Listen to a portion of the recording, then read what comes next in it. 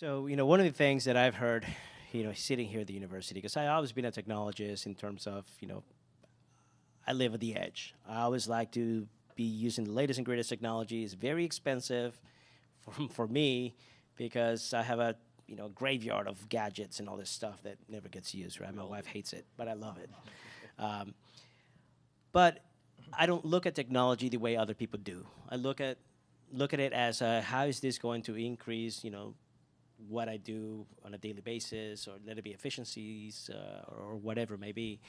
Um, but there's others that, for example, I ask them to use, to look at something on the web, and usually nowadays when I look up something, I use, ChatGPT or Gemini, etc. I barely ever use Google. But when I ask somebody to do what I just said, they used Google instead. And when I asked why, the answer was because it uses less energy, right? Which it does. I mean, a search is typically 10x, to be used on via LLM than a Google search. But energy is a big deal. And I'm curious what we're doing from an ERCOT perspective to address that. Yeah. So I think, when you talked about hard problems, I think energy is a hard problem. And it is a hard problem because there is an underlying physics to the grid, right? So grid is, the way the analogy to the chip is, like grid is like a big chip, right? But it have more problems than chip because there is an aspect of stability of a grid, right? So point being, there is a deep underlying physics to the grid. It's a pretty hard problem. But then in Texas and in ERCOT, I think we got pretty good at integrating new technologies in the grid, right? So starting with solar and wind and batteries, which are all inverter-based technologies, different from traditional synchronous-based machines. When you think about data centers and AI, it's kind of happening in the reverse, meaning they are also large loads, but also power electronics-based large loads. So the kind of discussions we had for wind and solar, we are kind of having the same discussion now for power electronics-based large load. And the thing is with Texas and ERCOT is, because we learned that lesson, we did a lot of integration of wind. We have one of the highest penetration of wind and solar. We are kind of applying the same lessons for the large load. So you look at the queue of the solar, battery, wind, and large load interconnection in Texas right now. It's one of the highest in the world. And because of we have the previous knowledge, we are kind of using that now for integration. So that's one aspect of it. The second part of it is also the same problems that we have to solve in the physical world. We have AI that we can use, right? So we are also figuring out the tools that we used in past, the simulation tools, and maybe not many people are familiar with it, but a lot of grid planning and operation is done with constantly running simulations behind the scene so that you understand would the grid work in the next 5 minutes, in the next 5 years, or next 10 years. So you're planning your grid using all those tools that are simulating what's coming next, and AI can be a driver to help us make those tools better. So I think overall, like sitting from the place where I see it, talking to all the grid operators throughout the world, I feel what Texas is doing and what ERCOT is doing right now, there are a lot of new rules, protocols. SB6 is an example of that. New protocol changes that ERCOT is pushing, that is all going to help provide clarity on how we can connect more and more AI load, more and more new generation technologies. And there are a lot of people that we talk to throughout the world, and I can clearly see the trend that a lot of people are looking to ERCOT and Texas, how we are doing it, so that they can also do it that way. Yeah. Beautiful. So what about from the chip side?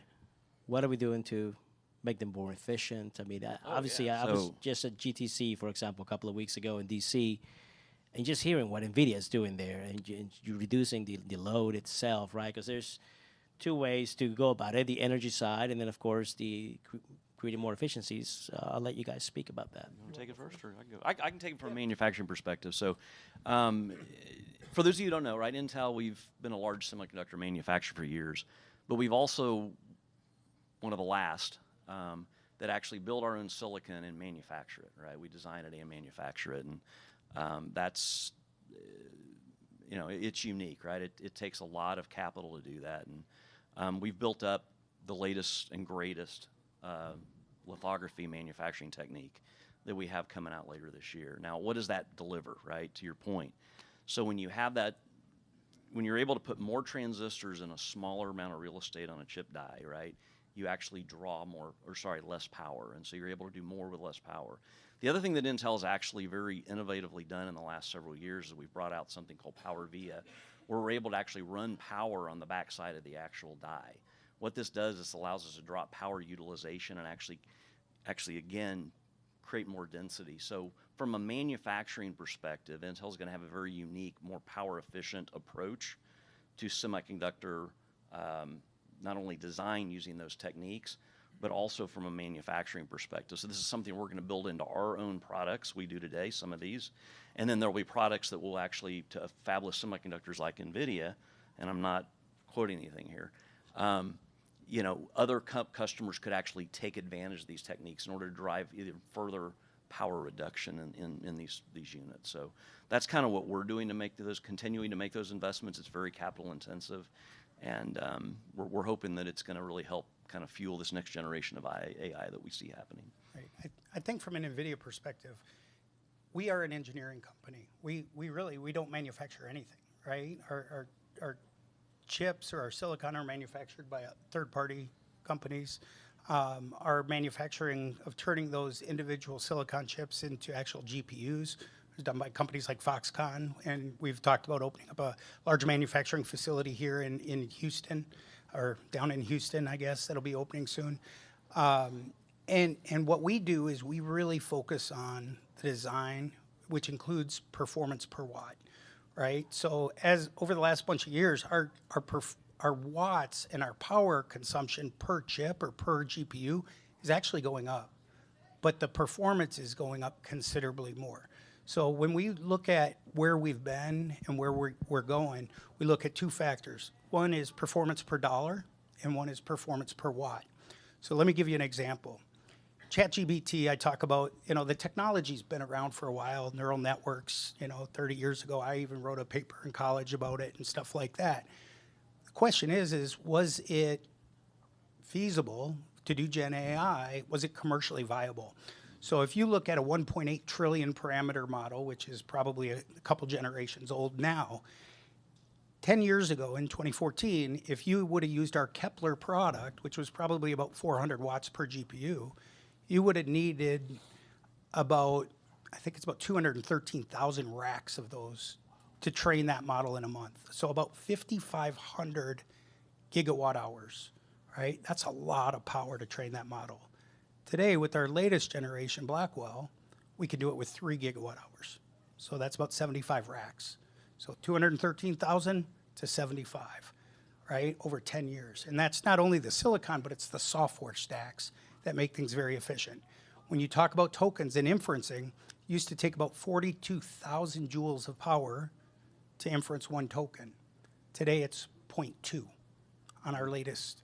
So almost a 200,000x speed up, right, in performance per watt. Right? So everything we're doing from a silicon perspective and engineering and the software and the math libraries and all of that allow us to continue to drive it down. So that's just on that part. Then folks like Intel who manufacture, we've got to increase the performance of manufacturing, which they're focused on and things like that. And then lastly, we need the grid and the grid operators to figure out how to waste less energy from the time that an electron is produced to the time it's moved and all the way down into the rack. So we're going to see these racks continue to grow in density and size. We'll eventually have 500 GPUs in a single rack, and it'll be a megawatt in 1 square meter, right?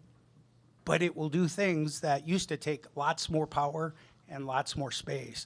So everything we're doing is about efficiency, but it's about performance per watt, right? So don't confuse yourself with thinking about, well, all of a sudden now there's a bigger gas tank and this and that. Well, think about how many miles per gallon you're getting on that next vehicle or things like that. That's what we're looking at, is the actual output per watt. And that we continue to see become very efficient. We're working with organizations like ERCOT on interconnection studies and how we're going to be able to get new clean power and other types of power onto the grid faster in the most efficient way with the least amount of waste in the systems.